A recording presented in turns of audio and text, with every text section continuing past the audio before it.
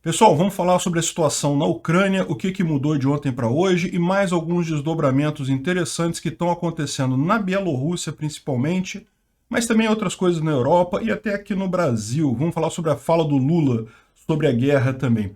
Essas notícias foram sugeridas por John27, Bruno Ramos e mais um monte de gente. Obrigado a todo mundo que sugeriu as notícias, obrigado a você que está assistindo o nosso vídeo. Se você gosta do nosso conteúdo, por favor, deixe o seu like, se inscreva aqui no nosso canal, né? Pois bem, olha que beleza. A Rússia deixou mesmo toda a parte norte da Ucrânia e, curiosamente, a gente imaginou que eles fariam, evidentemente, direto a ligação aqui para o leste, mas a verdade é que uma grande parte das tropas russas está seguindo aqui por Minsk, fazendo uma curva muito maior, né? Provavelmente para evitar a situação como a Ucrânia conseguiu atacar algumas cidades próximas à fronteira aqui, eles temem passar com esse comboio muito próximo aqui à fronteira, então estão fazendo uma volta bem maior aqui para conseguir chegar na parte leste da Ucrânia, né? Talvez essa não seja a única explicação também, a gente vai falar mais adiante sobre o que está acontecendo na Bielorrússia. Mas o fato é que já tem muito reforço russo chegando aqui na região leste. Inclusive, a gente tem algumas notícias bem ruins. Por exemplo, aqui nas cidades de Braksvikva e Sulihikva.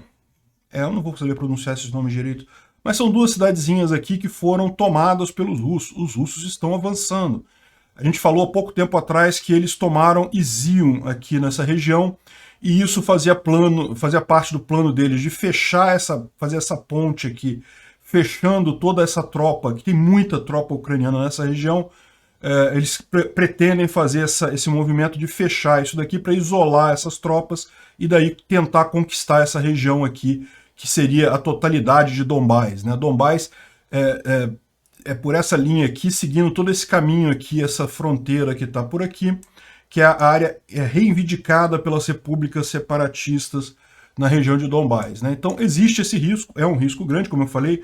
Essas 2 semanas agora vão ser decisivas para a gente ver se a Rússia, se esse movimento russo surte efeito, ou seja, se eles conseguem fortalecer o ataque deles aqui, e nesses dias a gente tem visto que alguma coisa eles têm andado, né?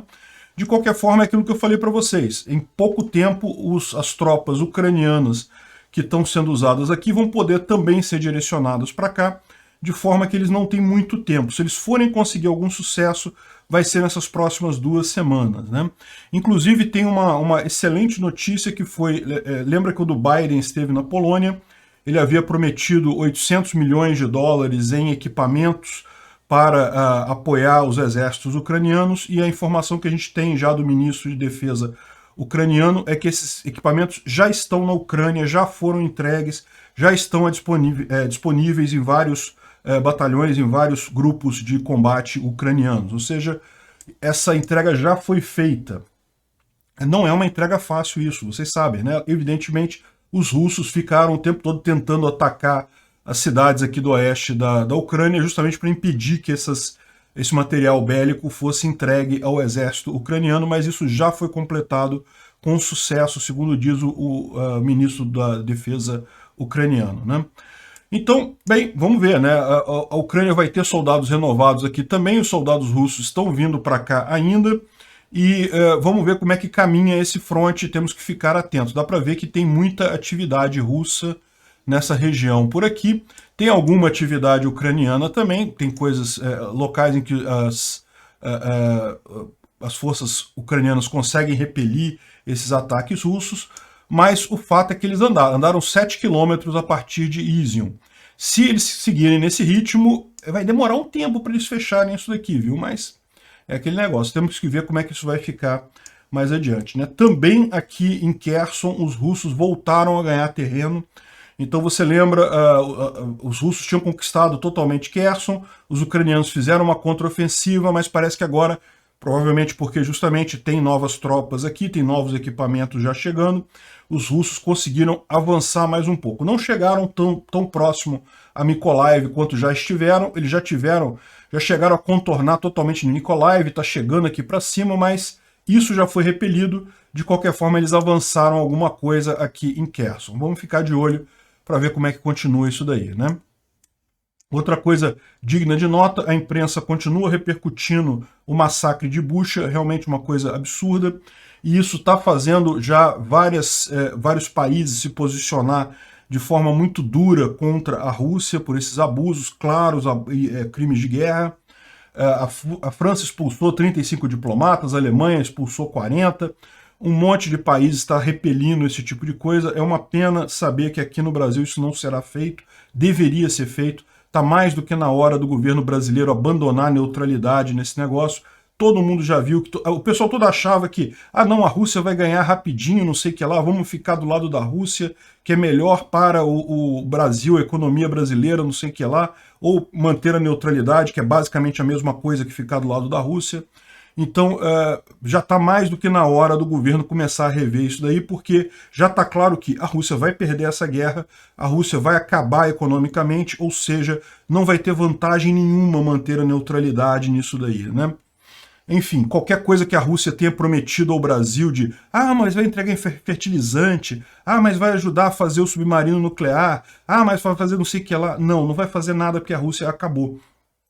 Então tá mais do que na hora do Brasil sair dessa neutralidade, esquecer esses sonhos aí de anti-imperialistas americanos que aproximam de forma impressionante Bolsonaro e Lula. É um absurdo, um suicídio político que Bolsonaro está fazendo, seguindo o exato mesmo caminho do Lula, favorecendo a Rússia. Eu espero que em algum momento alguém lá no governo tenha uma iluminação na cabeça e perceba o buraco que o governo brasileiro está se metendo, né?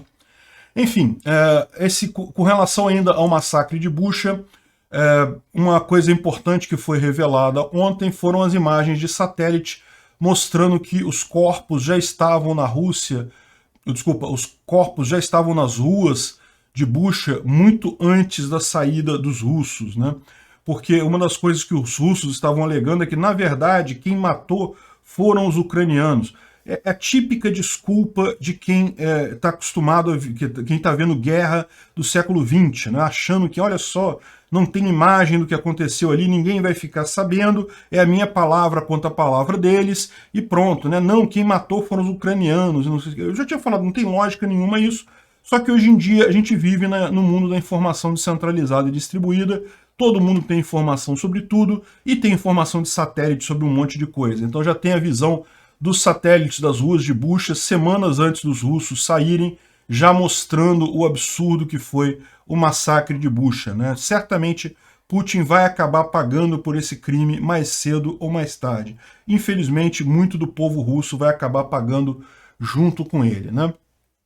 Bom, se a gente teve algumas notícias ruins sobre o avanço da Rússia lá na frente leste, na Ucrânia, houve uma notícia muito boa que passou desapercebido, isso aqui já faz alguns dias, mas um jato bem moderno russo foi abatido na região de Izium, justamente na batalha de Izium, e esse jato é um Su-35S, é o topo do topo dos jatos russos, é o mais moderno que existe, é o melhor de todos. A gente já falou aqui, né, que teve um pessoal aí dizendo que, não, a Rússia está mandando as buchas de canhão primeiro, mandando equipamento velho primeiro, e a gente já mostrou para vocês aqui que não tem nada disso. O pessoal fez a conta estatisticamente dos equipamentos que foram perdidos, abandonados, destruídos dos russos, e o que a gente vê é que, na verdade, não, eles estão mandando o top do top deles mesmo, né? Ao contrário, aqueles tanques velhos da União Soviética, até tem alguns aí, mas a maior parte é tudo modernizado, é aquela tropa, o melhor que eles têm, e é o melhor que eles têm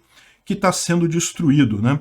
Aliás, só fazendo um parênteses aqui, uma coisa muito curiosa foi um analista americano apontando, né, vendo algumas imagens divulgadas pelo próprio Ministério da Defesa russo, mostrando um grupo de desembarque em Gostomel, né? Em Rostomel, logo no início, quando a Rússia tomou Rostomel e coisa e tal, o pessoal desembarcou.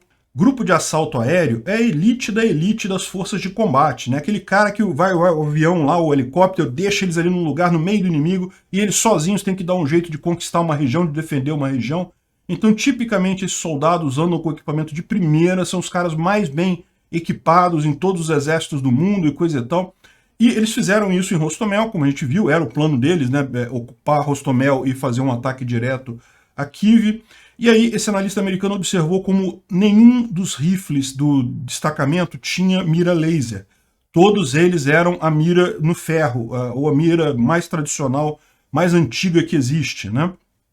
E ele falando, poxa, que estranho isso, porque aqui nos Estados Unidos existe todo um comércio de miras a laser russas. O pessoal aqui gosta de comprar como lembrança, como souvenir, a mira russa a laser. Aí olha o que entenda o que está acontecendo, o grau de corrupção no exército russo.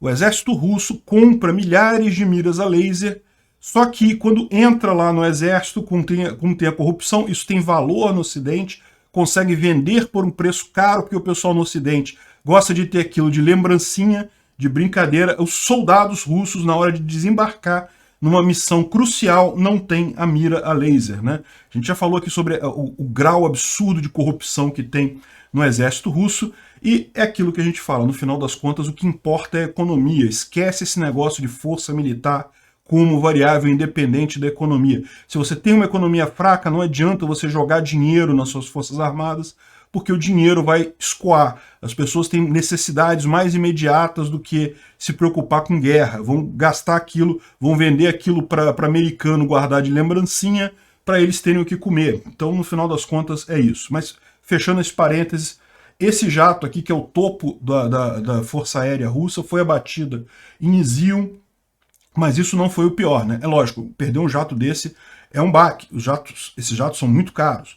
Mas o pior não foi isso. O pior foi que, nesse jato, eles recuperaram este equipamentozinho aqui, que fica na ponta do jato, que é o mecanismo eletrônico de autodefesa, ou seja, ele identifica quando estão vindo mísseis inimigos, quando estão vindo algum ataque inimigo, e com isso permite os diversos mecanismos de defesa do jato, né? E lógico, isso é uma coisa extremamente interessante para o pessoal da OTAN ou da NATO estudar, porque vão ficar sabendo exatamente até onde a Rússia consegue ir em detecção de armas contra os jatos dela. Olha o grau de problema que isso é para a Rússia. Isso aqui, como eu falei, é o top de linha da Rússia. A Rússia não tem nada melhor do que isso. E agora a OTAN vai botar a mão nesse equipamentozinho aqui que estava nesse jato, vai poder decodificar o que está acontecendo ali e saber exatamente que tipo de coisa que os russos fazem para evitar ataques a seus jatos, e vão poder, evidentemente, redesenhar os mísseis e coisa e tal para contornar essas defesas dos jatos russos. Isso aqui é uma tragédia para os russos. Esse avião caiu perto de Izium, como eu disse para vocês. O piloto não morreu, ele foi preso pelas tropas ucranianas, e esse material todo já está nas mãos das tropas ucranianas. Imagina-se que muito rapidamente isso será usado em algum tipo de troca com o pessoal da OTAN, né? Isso aí vai ser certamente um baque muito grande nas defesas russas, devido a essa, não apenas ao jato ter caído, mas por acaso ele caiu de forma que esse dispositivo não foi destruído. Repara como todo o resto do jato foi totalmente destruído, mas esse dispositivo que fica na ponta da asa acabou sobrevivendo ao impacto, né? Enfim, é uma jogada de sorte aí que vai ajudar os ucranianos nessa batalha, e a OTAN em futuros confrontos com a Rússia, certamente, né? Bom, uma outra coisa que é interessante ver é que tem gente sugerindo, no caso aqui o Philip P. O'Brien, que é um analista, estrategista militar, agora eu não sei se é americano ou inglês, mas ele está falando aqui sobre a questão de os ucranianos suportarem movimentos de insurgência na Bielorrússia. Ou seja, o que está acontecendo aqui, né? Como a gente viu, toda a parte aqui do exército russo que estava no norte da Ucrânia saiu para a Bielorrússia, e ao invés de fazerem o caminho aqui por Gomel, né, que fariam um contorno mais próximo à fronteira, eles estão indo lá até Minsk, lá na capital, passando por lá. Agora, é aquele negócio. Não dá para descartar também que houve algum pedido de ajuda do Lukashenko. O que está acontecendo? A Bielorrússia, ela tem, o povo bielorrusso, ele tem o mesmo interesse da Ucrânia de se livrar da influência russa e se juntar com a OTAN, se juntar com a Europa, né? E, no final das contas, com a Rússia focada na Ucrânia, isso tem dado muita força lá na Bielorrússia. Como a gente falou, né, havia até a suspeita de que o Lukashenko, que o exército da Bielorrússia iria entrar na guerra, e como a gente falou, é pouco provável isso, porque isso tiraria a defesa do próprio regime do Lukashenko. O Lukashenko está quase caindo. Vocês viram no início da pandemia, teve um monte de protestos na Bielorrússia, né, querendo derrubar o cara e não sei o que lá. Ele só não caiu porque a Rússia foi lá e botou força militar. Se esse pessoal, se o exército do país for atacar a Ucrânia, o cara cai. A Bielorrússia cai. E talvez neste momento, agora que a Rússia já não está mais aqui no norte da Ucrânia, talvez fosse um bom momento, como ele fala aqui, de fazer uma ajuda aos rebeldes bielorrussos. Por quê? Porque criando problemas aqui para o Putin, ele vai ter duas alternativas. Ou ele novamente desloca tropas daqui para cima para reprimir esses separatistas aqui, ou separatistas, não é separatista, não é separatista se ele se quisesse separar um pedaço do país, não é esse o caso. O país quer sair da influência russa, né? Ele vai ter que sufocar esse tipo de revolução aqui, ou arrisca criar um problema ainda maior, né? Ele conseguiu resolver, entre aspas, né? Ele espera resolver o problema aqui no sul da Ucrânia, já se contentou com o leste da Ucrânia, agora ele já sabe que não vai ganhar a Ucrânia de jeito nenhum, mas se ganhar o leste ele já pode dizer que ganhou a guerra e encerrar por aí. Agora ele teria uma perda muito maior, porque justamente ele perderia a Bielorrússia. Talvez fosse realmente a melhor hora para começar uma revolução lá na Bielorrússia, né? Tanto para o povo bielorrusso, que não quer mais também, tal como o povo ucraniano não quer contato mais com a Rússia, como para a própria Ucrânia. Seria realmente uma ideia bastante interessante. E essas ideias, quando são interessantes assim, geralmente tem alguém pensando nisso. Não precisa ninguém daqui falar para eles lá não, eles já estão pensando nisso, já deve ter alguém com essa ideia na cabeça, né? Enfim, saindo do fronte militar e vindo para a questão econômica, como a gente já falou no último vídeo, a Rússia fez o deadline, não, se não pagar em rublos até o 1º de abril, vamos cortar o gás, e no final das contas o Putin miou, não cortou gás coisa nenhuma, mas havia um movimento na Gazprom da Alemanha. Como vocês sabem, a Gazprom é uma estatal russa de petróleo e gás, né? É a maior estatal russa, na verdade, e como a Alemanha é um grande cliente da Rússia, a Gazprom tem várias instalações ali. E o que estava acontecendo nessa história? A Gazprom estava começando a mover vários ativos dela para empresas em paraísos fiscais, para nome de pessoas desconhecidas, uma coisa muito estranha. O que está acontecendo? Na prática, eles sabem que, à medida que essas sanções forem ficando mais severas, em algum momento o que vai acontecer é simplesmente o confisco de todos esses bens da Gazprom dentro da Alemanha. Se, por exemplo, a Rússia fechar o gás para a Alemanha muito provavelmente vai fazer simplesmente o confisco de todos esses bens da Gazprom que estão na Alemanha, porque não vai ter mais motivo para isso estar na mão da Rússia, né? Não tem mais por que manter isso como coisa. E veja, essas instalações são muito caras. São plantas enormes que a Gazprom tem lá na Rússia, e tudo bem, essas plantas funcionam hoje com gás vindo da Rússia. Mas como a gente já falou aqui, em coisa de 3 ou 4 anos, dá para se fazer gasodutos da África para cá, trazendo gás africano para a Europa. Então, resolve esses problemas. Não é uma coisa que resolve esse ano, que resolve ano que vem, mas num horizonte aí de até 5 anos você consegue resolver isso. E daí a Alemanha pode usar essas plantas confiscadas da Gazprom para tratar o gás que vem da África da mesma forma. A Rússia também, como eu falei para vocês, né, a Rússia, a tendência dela é passar a vender esse gás para o Oriente, mas eles também vão precisar de 4 ou 5 anos, porque não existem gasodutos em número suficiente, em capacidade suficiente, para aumentar a exportação de gás lá para a China e para regiões orientais. Então, na verdade, a Alemanha assumiu o controle da Gazprom na Alemanha justamente para evitar esse negócio da tentativa de tirar o controle dessas instalações do nome da Gazprom. Eles estavam tentando fazer uma espécie de engenharia para não parecer que está na mão da Gazprom e assim evitar sanções alemãs sobre a Rússia. Então agora não tem mais isso. Ela pegou de forma temporária, vai assumir o controle até 2022, então não foi ainda uma encampação, ela não tomou posse dessas refinarias, ela vai assumir o controle até 2022, até setembro de 2022, Mas é lógico, se a coisa degringolar ainda mais, se a Rússia chegar a fechar o gás, muito provavelmente o passo seguinte da Alemanha vai ser confiscar essas refinarias como indenização pelo contrato quebrado pela Rússia, né? E bom, um último tema que vale a pena a gente falar aqui, o Lula, para variar, falou besteira, né? Eu já critiquei Bolsonaro sobre a posição do Bolsonaro na Rússia, mas é lógico, não dá para relevar o absurdo que Lula falou sobre essa guerra. Ah, não, que se essa guerra fosse aqui no Brasil, que a gente sentava e tomava uma cerveja. Esse é o problema, esse pessoal encarando essa neutralidade toda, está esquecendo de um fator fundamental. A Rússia invadiu a Ucrânia. Não foi assim um brigando com o outro, não é equivalente.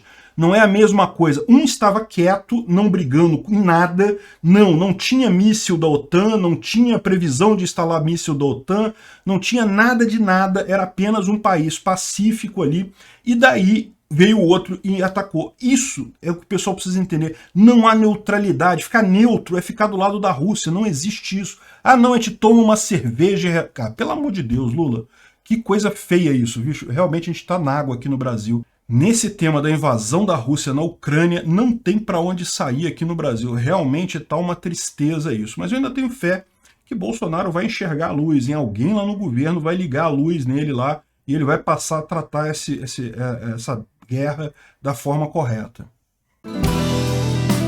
Obrigado por assistir o vídeo até o final. Além de curtir, compartilhar e se inscrever no canal, considere se tornar patrocinador com valores a partir de R$ 1,99.